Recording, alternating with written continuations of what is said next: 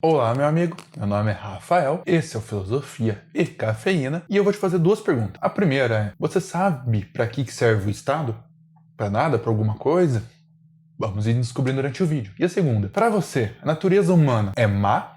É naturalmente boa? Ou você ainda não sabe? Vamos ver o que os filósofos contratualistas diziam sobre a natureza humana e a necessidade ou não de se afirmar um contrato entre as partes. Isso tudo vai fazer muito mais sentido durante o vídeo. Fique até o final que você vai, além de responder essas perguntas, caso você seja estudante, ter uma das matérias que mais cai nos vestibulares. Ou, se você não é estudante, uma boa reflexão de como surgiu a política moderna e sobre a natureza humana. Então, tá. Antes de começar a aula em si, o vídeo é um pouco mais longo que o habitual, então vou colocar nos tempos cada pensador. Mas eu recomendo que você não assista a aula apenas para revisar um autor ou dois, mas sim entenda o contexto geral. Você entende muito mais quem está criticando quando vê o alvo criticado. Você entende muito mais alguma coisa que está estudando quando aquela coisa está estudando é criticada por você ou pelo autor. Então, para você ter essa compreensão maior de política moderna, como funciona, essa compreensão maior de Estado, sua importância ou não, a compreensão de uma reflexão sobre a natureza humana, assista o vídeo todo. Mas, se é um estudante que está assistindo, também vai ter os tempos. Como eu sempre digo, nunca pense a filosofia e a história também como uma flecha. Depois que acaba um autor, vem o outro, depois vem o outro. Pense como uma teia. Interligue os conhecimentos, interligue os conceitos e assim ajude a construir os seus. Para te ajudar nisso, o primeiro filósofo da aula de hoje é: o homem é lobo do homem. Hobbes. Você provavelmente já ouviu essa frase da transição. O homem é lobo do homem. É uma frase atribuída ao pensamento de Thomas Hobbes. Antes de falar de Thomas Hobbes, tanto para o Hobbes quanto para o Locke, é importante um pouco falar de história. Senta que lá vem a história. Thomas Hobbes era professor particular, ou preceptador, como prefira, na Universidade de Oxford, na Inglaterra. Durante seu trabalho, duas coisas foram muito importantes. Uma era ter viajado a Europa toda, e a segunda é ter conhecido René Descartes, que já tem aula no canal, e Galileu Galilei. Ele foi contemporâneo de ambos, inclusive teve com ambos contato próximo, de trocar cartas. Mas o mecanicismo, a visão mecânica, não é para esse vídeo. Sim, Hobbes tem também uma contribuição para as ciências. Mas neste vídeo aqui, nós vamos para a parte política, tá? Se você quer saber a origem da ciência, do método científico, se inscreva no canal. Mas, como a gente está falando de Estado, o mais importante é que ele ter viajado a Europa toda. E também o período que ele viveu, que é o período da Revolução Puritana até a Revolução Gloriosa. Esses 50 anos que você tem um cisma na estrutura política moderna vai ser muito importante para ele compor a sua obra. A principal de todas, o Leviatã. Lembrando que ele tem mais duas obras bem relevantes, além das cartas trocadas, é claro. Neste período, que ele e também o John Locke, que é o próximo, viveram, tivemos muitas guerras, sucessão de poder. Teve uma monarquia, depois uma tentativa de autogoverno, depois uma monarquia de volta. Então, instabilidade. Ele, assim como Maquiavel, também já tem aula no canal, vai dizer que é necessário um Estado forte e unificado para impedir instabilidades. Mas esse Estado forte não serve só, como diz o Maquiavel, para se manter coeso e impedir ameaças externas. Para ele também vai ser para manutenção interna. No seu livro, O Leviatã.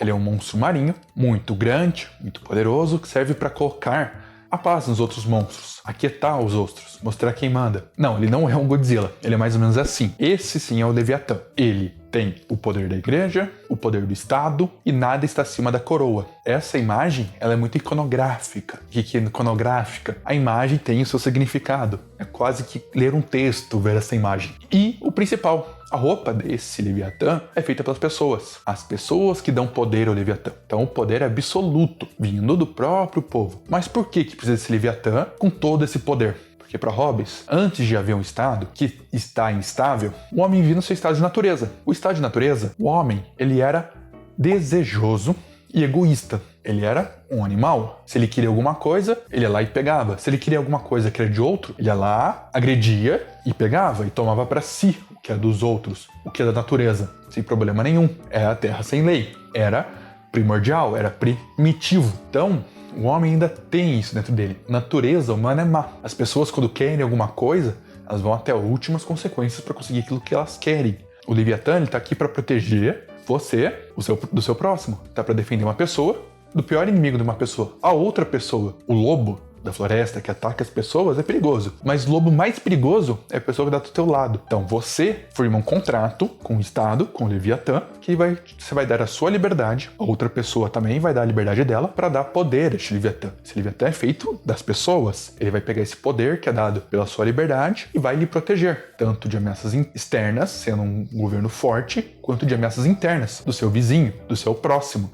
Se ele tiver a liberdade, ele pode tudo. Para Hobbes, todos somos iguais. Que lindo, cara! Sim, todos somos iguais. Todos somos capazes de fazer o que quisermos. Somos capazes de fazer o mal ao próximo. Ah, mas existem diferenças naturais. Sim, existem. Existem altos e baixos, fortes, magros, gordos, espertos, tansos. Mas, assim como Davi derrotou Golias usando a esperteza, alguém usando carisma vira 2 alguém que derruba o mais forte. Alguém mais forte usa violência física e agride o outro. Alguém que espera o outro dormir consegue matá-lo, independente da força. Então, todos temos as mesmas capacidades. Mesmo havendo, sim, diferenças naturais entre os homens, todos somos igualmente capazes de fazer as coisas, inclusive mal ao próximo. O Leviatã, ele pega o poder dele vem da liberdade dessas pessoas, e assim ele tem múltiplas capacidades de fazer tudo o que é necessário. Você abre mão da sua liberdade pela segurança. Existe um dilema sobre liberdade e segurança. Algo muito regulamentado, que vai te dar muita segurança, te tira a liberdade. Toda vez que se fala em regulamentação, você pensa, tá, mas e a liberdade de expressão? Aí fala, tá, mas você vai dar liberdade para todos? E aqueles que querem usar mau uso da liberdade? Então, a discussão entre liberdade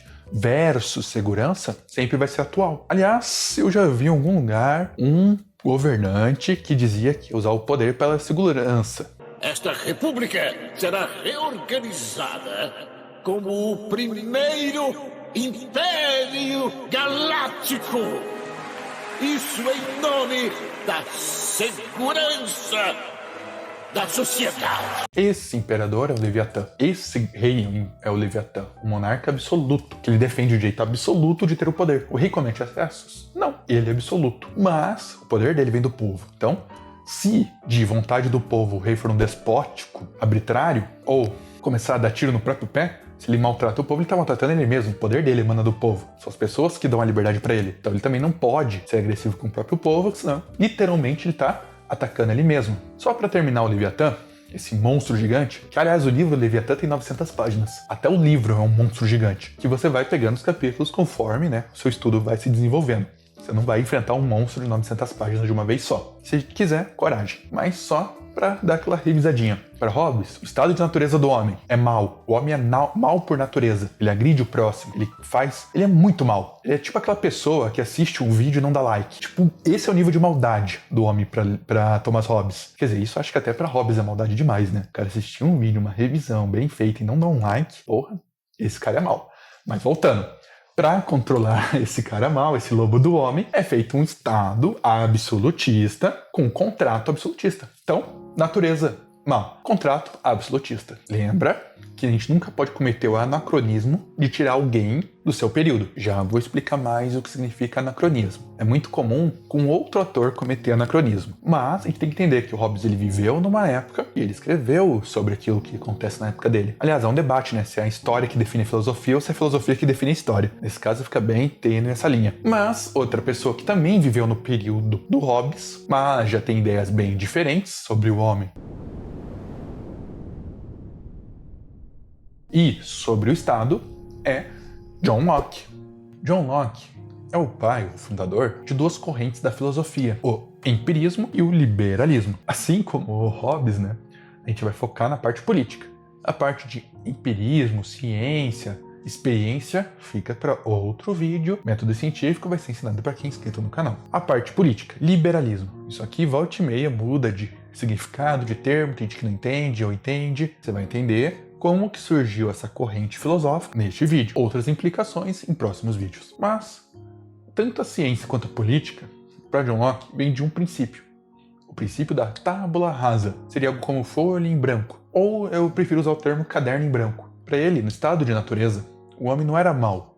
E também não é necessariamente bom. Ele é uma tábula rasa. Ele é um caderno em branco. Então, ele é livre, ele é capaz de tudo. Porque você pode escrever coisas ruins e coisas boas nesse caderno. Dependendo da experiência que ele tem, ele pode ter uma impressão ou outra. Ele é um caderno em branco, uma tábula rasa. Na natureza, as coisas não pertencem a ninguém. Originalmente elas não têm um dono, não é de fulano ou de ciclano. Como que você tem algo? John Locke vai falar que é a partir da sua liberdade.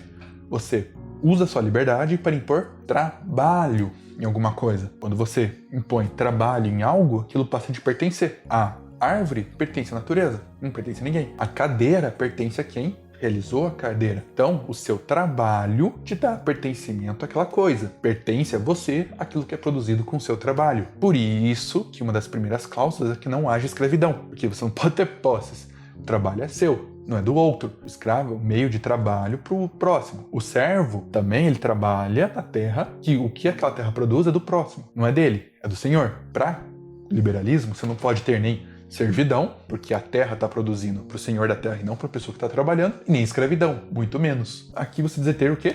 Liberdade. Você não pode ser escravo ou servo também, porque senão o seu trabalho não é seu. Se seu trabalho não é seu, para que você vai trabalhar? Por obrigação? Quando você pode fazer trabalhos muito melhores e muito mais aproveitáveis se ele for seu. Então você é livre neste contrato para fazer o seu trabalho e dar valor às suas coisas. Portanto, aquilo que você imprimiu no seu trabalho é sua propriedade. Você precisa ter a vida, liberdade, para gerar propriedade. Vida, propriedade, liberdade. Vida, igualdade, liberdade. Calma, que liberdade, igualdade e fraternidade já vem. É pro próximo filósofo, que também é um iluminista. Tanto John Locke quanto Rousseau são iluministas, à luz da razão. Aqui já é a filosofia influenciando a história. Mas o John Locke ainda não está na Revolução Francesa. Ele ainda está no mesmo período do Hobbes, da Revolução Puritana até a Revolução Gloriosa. Uma das principais contribuições dele para esse contrato, que é assinado de livre e espontânea vontade das pessoas, para que os seus acordos entre elas sejam respeitados, vai se aplicar naquele período. O rei da Inglaterra é retirado para colocar outro. Aqui no caso a gente está falando de Jaime II para Guilherme de Orange. Jaime II era um rei mais despótico, era um rei mais autoritário. Já o Guilherme de Orange, ele aceita um processo que é da monarquia constitucional. Diferente do Montesquieu, que ainda vai vir vídeo dele sobre o poder legislativo, executivo, judiciário, que é o que a gente tem hoje em dia no Brasil, o Locke diz que o principal poder tem que ser o legislativo, porque ele é feito pelas leis. As leis feitas pelo povo. Então o contrato, leis, linhas, tem que ser feito pelo povo. Como o contrato ele é feito de maneira livre e espontânea, o contrato que a gente vai seguir tem que ser feito pela gente. Então o rei reina. Ele mantém a paz, mantém as relações diplomáticas, defende os territórios, mas quem governa é o povo. Quem tem o maior poder é o legislativo. O legislativo é o principal poder. Para Locke, para Montesquieu, o equilíbrio. Mas, voltando aqui à época e voltando ao filósofo, o modelo que ele coloca da monarquia constitucional, porque a Constituição é uma lei feita, um acordo feito pelo povo, pelas pessoas que são livres, deu certo. A ideia do Locke deu certo. A monarquia constitucional é o regime que a Inglaterra vive até hoje. Inclusive, depois que tiraram o Jaime II para colocar o Guilherme de Orange, a coisa deu certo. Virou Império Inglês, depois nós tivemos até hoje um grau de desenvolvimento humano em DH muito alto naquele país. Na prática, deu certo. E deu teorias e fundamentos para outras duas vertentes que são discutidas até hoje. Então, só para finalizar, se você é livre, como uma tábua rasa, pode tudo. As coisas são suas. À medida que você impõe o seu trabalho, se a sua terra produz trigo, o trigo é seu. Não é do senhor, não é do senhor feudal e nem do senhor de escravos. Senão, não há motivo para você dar o máximo do seu trabalho naquela terra. Tem que ser seu. Inclusive, o Estado tem que garantir os meios. Por quê? Sem terra, onde você vai trabalhar sem terra? Então, cuidado.